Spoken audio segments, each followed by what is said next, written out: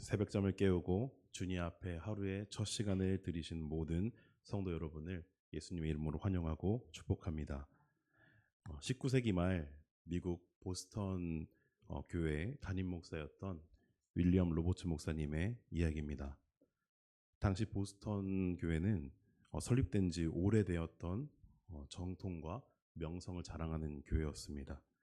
그러나 내부적으로는 세대 간의 갈등이 굉장히 심하고 이 변화에 대한 저항이 아주 또 강력했던 교회이기도 합니다. 그래서 쇠퇴의 위기가 있었죠. 지도자들은 이 새 사역 방식을 도입하려고 했고 또 일부 전통을 고수하고자 하는 쪽과 또 새 길을 걸어가고자 하는 쪽의 충돌이 굉장히 잦았습니다. 그러나 로버츠 목사는 단순히 교인을 늘리고 또 교회를 확장하는 데 집중하지 않았습니다. 그 목사님은 교인 한 사람 한 사람의 신앙을 돌보고 또 과거 전통만 강조하는 쪽과 또 변화를 원하는 쪽, 그 사이를 매개해서 균형을 잡는 리더십을 발휘했고 복음을 위한 불편한 결단도 기꺼이 감수했습니다. 그는 자기 권리를 주장하지 않았고 또 때로는 교인들의 비판을 받으면서도 복음의 흐름을 막지 않기 위해서 몸을 낮추고 또 겸손하게 조율해 나갔습니다.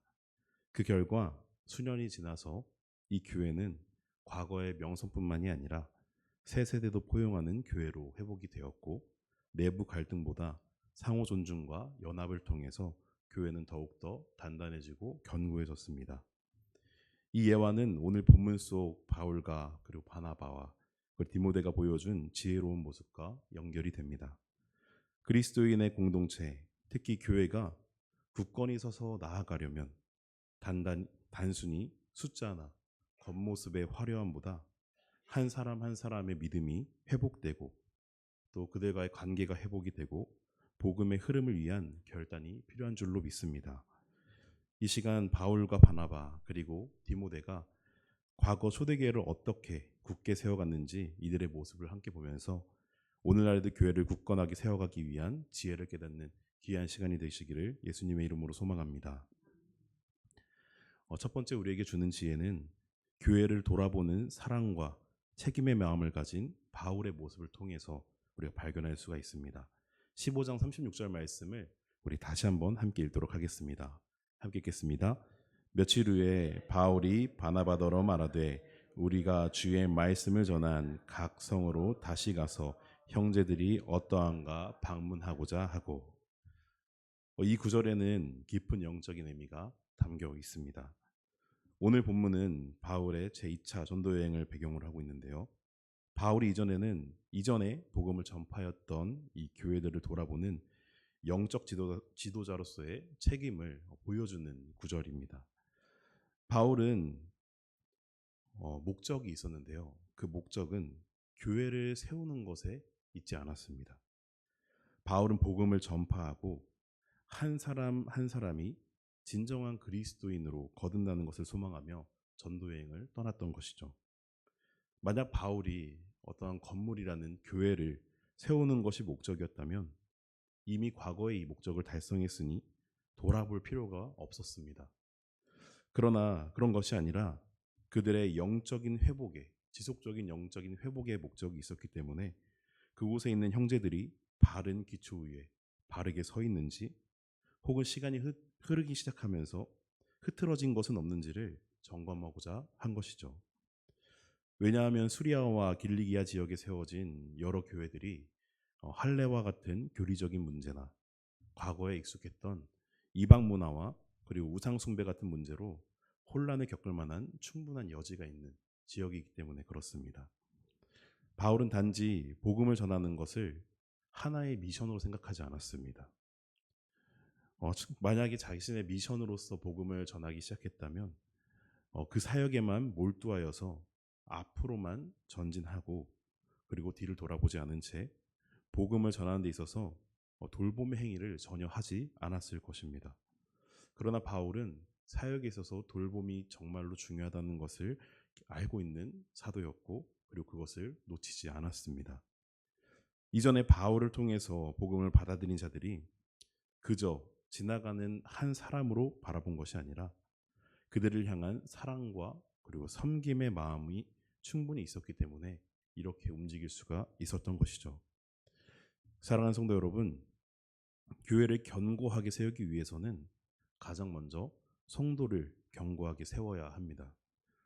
바울의 사랑과 섬김의 방문과 그리고 말씀을 통한 이러한 권면은 성도들의 믿음을 굳건히 세웠고 초대교회가 바른 방향으로 나아갈 수 있도록 인도해 주었습니다. 우리도 마찬가지입니다. 신앙생활은 혼자 고독하게 하는 것이 아닙니다. 함께하는 공동체 안에서 서로를 사랑하는 마음으로 기억하고 섬김의 마음으로 방문하며 말씀으로 격려하고 권면해 주어야 합니다. 이 말씀을 들으면 이러한 것들은 목회자가 해야 할 일 아닌가? 라는 물음이 생기실 수도 있지만 이러한 신앙의 모습은 목회자만의 전유물이 아닙니다. 교인 한 사람 한 사람이 주변에 있는 믿음의 동역자들을 바울과 같이 돌아보고 또 섬기며 나아갈 때 진정한 교회, 또 진정한 사랑의 공동체가 세워질 줄로 믿습니다. 그래서 우리 만수교회 성도 한 사람 한 사람을 통하여서 믿음이 더욱 굳건해지는 저와 여러분이 되시기를 예수님의 이름으로 소망합니다. 두 번째 지혜는 용서와 기회를 주는 은혜의 마음을 가진 이 바나바의 모습을 통해서 우리가 발견할 수가 있습니다. 오늘 본문 말씀 37절에서 41절 말씀을 보면 바나바가 마가를 데리고 가는 장면을 우리가 찾아볼 수가 있습니다. 잘 알고 계신 것처럼 바울과 바나바 그리고 마가의 만남은 이번이 처음이 아니었습니다. 이전에 마가는 과거 전도 여행 중에서 중간에 하차한 이력이 있습니다. 그로 인해 바울은 과거의 그날을 떠올리며 마가를 신뢰하지 못하는 입장을 가지고 있었지만 바나바는 마가를 포기하지 않고 끝까지 품어 주었습니다. 이 장면을 얼핏 보면 단순히 동역자를 분리하는 하나의 과정처럼 보여집니다. 그러나 이면에는 바나바의 관용과 중재, 그리고 용서와 사람을 세우는 그런 은혜의 영적인 태도를 보여주는 장면입니다. 바나바는 마가가 버가에서 떠났던 행동을 비난하거나 또 그것으로 인해 끝까지 밀어내는 사람이 아니었습니다. 오히려 바울의 편에 서는 것이 아니라 마가의 편에 서서 마가가 다시 동행할 수 있는 길을 열어주었고 또 중보자의 역할을 감당하고 있는 것이죠. 바나바가 마가를 다시 데리고 간 것은 단순히 동정과 같은 감정적인 문제 때문은 아니었습니다.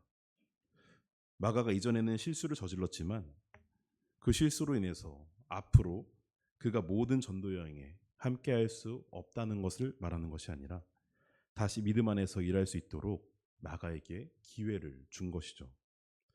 이러한 바나바의 모습을 통해서 하나님의 은혜로 세워진 공동체가 지녀야 할 모습을 발견하게 됩니다. 사람은 누구나 실수할 수 있습니다. 그러나 그 실수로 인해서 좌절하고 낭망하고 또 실수한 사람을 배척하는 것이 아니라 하나님께서 세워주신 그 공동체 안에서 회복하는 것입니다. 교회는 회복하는 곳입니다. 우리가 있는 이 교회는 서로 분쟁하는 곳이 아니라 그리고 또 서로 밀어내는 곳이 아니라 하나님의 회복의 터전이 되어야 하는 줄로 믿습니다. 만약 과거의 실수 때문에 하나님의 일을 함께 할 수 없고 버림받아야 한다면 그 누가 하나님의 일을 함께 할 수가 있겠습니까? 애초에 여기 모인 우리는 실수보다 더한 수없이 죄를 짓고 살아가는 이들이었고 그것을 아무런 대가 없이 사해 주신 예수님의 사랑으로 세워진 사람들입니다. 사랑하는 성도 여러분, 믿음을 굳게 세우기 위해선 누군가의 실수를 찾아내고 또 그 실수로 인해서 비난하고 또 그 실수로 인해서 멀어지는 모습을 취하는 것이 아니라 그 실수를 통해서도 역사하시고 다시 세우실 하나님을 바라보아야 합니다. 오히려 실수 때문에 낭망하고 하나님의 일을 하기에 자격이 없다며 좌절하고 있는 일이 있다면 그들에게 다가가 그들이 하나님을 바라보고 하나님께서 역사하실 소망을 품을 수 있도록 바나바와 같이 바른 길로 인도해주는 동역자가 되어야 할 줄로 믿습니다. 이로 인해서 만수교의 모든 성도가 이 믿음 안에서 견고하게 성장하고 또 하나님께서 우리에게 맡겨주신 모든 사명을 혼자가 아니라 함께 이루어가는 믿음의 공동체로 세워지기를 예수님의 이름으로 소망합니다. 마지막 세 번째 지혜는 복음의 유익을 위해서 기꺼이 자신의 권리와 이 자유를 내려놓는 디모데의 모습을 통해서 발견할 수가 있습니다. 오늘 본문 16장 1절에서 3절까지의 말씀을 보면 디모데에게 할례를 행한 사건이 등장합니다. 왜 디모데에게 할례를 행하도록 했을까요? 그것은 디모데가 혼혈인이었기 때문입니다. 1절에 보면 어머니는 믿는 유대 여자고 아버지는 헬라인이다 라고 말합니다. 따라서 보는 시각에 따라서 유대인으로 보일 수도 있고 또 헬라인으로도 볼 수가 있었습니다. 이것을 다시 말하면 유대인일 수도 있고 또 이방인일 수도 있다라는 것이죠. 그런데 사실 바울은 이방인들에게 할례를 강요하던 이 유대인들에게 반대 입장을 분명하게 보여왔기 때문에 디모데에게 할례를 행하는 것은 납득이 되지는 않습니다. 그러나 바울이 아무 이유 없이 할례를 행하지는 않았을 텐데요. 그 이유가 무엇일까요? 그 이유는 전도하는 데 있어서 보는 시각에 따라 유대인으로 보는 이 유대인들의 반응을 염두에 두었기 때문입니다. 그 당시 유대 사회에서는 어머니가 유대인이면 자녀도 유대인으로 인정되었기 때문에 어머니가 유대인이었던 이 디모데를 유대인으로 바라보았기 때문입니다. 유대 사회의 모습을 보면 이들이 수없이 중요하게 여기는 것들이 여러 가지가 있는데 그중 하나가 무할례자와 접촉하는 것을 기피하는 것이었습니다. 그래서 바울이 앞으로 자신과 함께 사역할 디모데에게 할례를 행하는 것은 순전히 유대인들이 복음을 받는 데 있어서 장애물이 되지 않게 하기 위함이었던 것이었죠. 다시 말하면 바울이 할례를 행한 이유는 구원을 받기 위한 조건으로서 할례를 행한 것이 아니라 복음을 전파하기 위한 하나의 방편으로서 디모데에게 할례를 행한 것입니다. 다시 3절을 보면 그 지역에 있는 유대인으로 말미암아 그를 데려가 할례를 행하니라고 말합니다.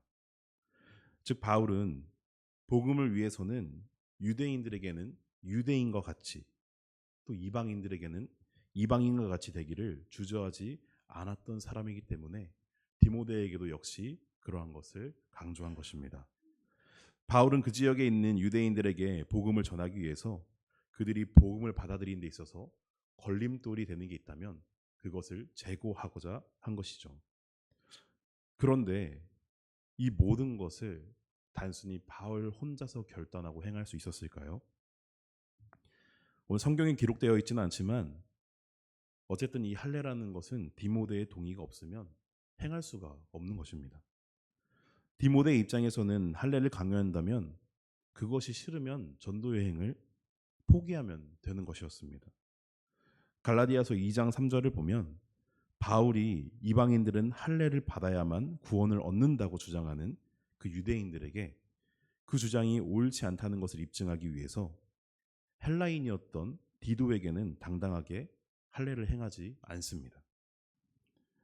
오히려 바울도 이러한 행위가 모든 이방인들에게 꼭 할례를 받아야지만 구원을 받을 수 있다라는 그런 잘못된 생각에 갇히게 될까 봐 이런 이방인에 대한 할례를 기피하던 사람이었죠. 이러한 이유로 디모데는 역시 이 할례 받는 것을 거부할 수 있었습니다.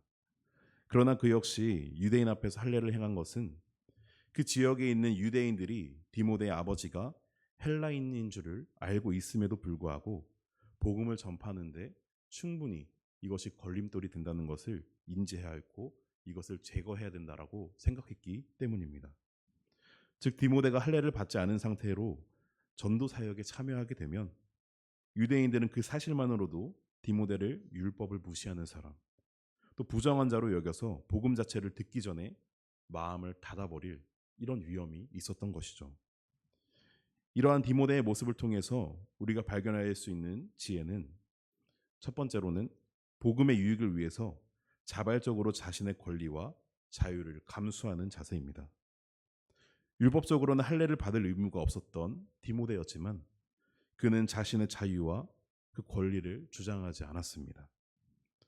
우리의 모습을 살펴보면 우리도 복음을 전하는 데 있어서 동참은 하고 있지만 때로는 사역에 동참을 하면서도 우리의 권리와 또 우리의 자유를 주장하는 경우들이 분명하게 있습니다. 그러나 디모데가 복음을 전하는 데 있어서 장애물이 되지 않기 위해서 자신에게는 불편하고 고통스러운 일을 마다하지 않았던 것처럼 우리 또한 복음의 유익을 위해서 나의 권리와 자유를 주장하기보다 그것을 자발적으로 감수하는 그런 모습이 필요한 것이죠. 두 번째는 자신의 정체성을 복음 안에서 재정의하는 것입니다. 디모데는 할례를 받았지만 할례를 받았다고 해서 자신이 유대인에 속하고 유대인으로 돌아가게 되는 것이 아니라 그는 여전히 예수 그리스도의 안에서 자유로운 한 사람으로서 전도 사역을 감당했습니다. 복음의 본질은 흔들리지 않되 상황에 따라서 유연하게 순응하는 그런 방법을 배운 것이죠. 바울 또한 고린도전서 9장 19절에서 이렇게 말합니다. 내가 모든 사람에게서 자유로우나 스스로 모든 사람에게 종이 된 것은 더 많은 사람을 얻고자 함이라. 아멘.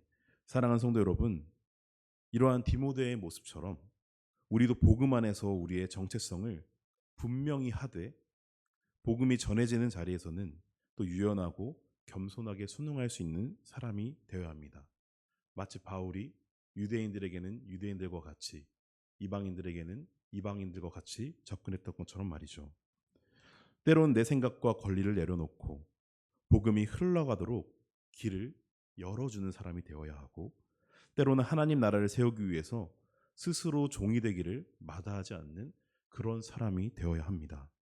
그렇게 할 때에 우리의 삶을 통해서 복음이 막힘없이 흘러 들어가고 또 믿음이 견고하게 세워질 줄로 믿습니다. 말씀을 정리하겠습니다. 오늘 나눈 이 세 가지 지혜를 기억하시면서 우리의 삶에 복음의 장애물이 되는 것이 있다면 그것을 제거하시고 또 서로가 서로를 품고 세워나가는 만수교회가 되기를 간절히 소망합니다. 그로 말미암아 우리 만수교회가 공동체 안에서 생기는 어떠한 갈등이나 외부의 유혹 속에서도 흔들리지 않고 견고한 믿음의 공동체로 우뚝 서기를 간절히 소망합니다. 주님께서 맡겨주신 사명의 믿음을 우리가 또 믿음으로 감당할 수 있기를 소망합니다. 이 결단과 소망을 가지고 복음의 능력을 증거하며 또 승리하는 귀한 하루가 되시기를 예수님의 이름으로 축원합니다. 아멘. 기도하겠습니다.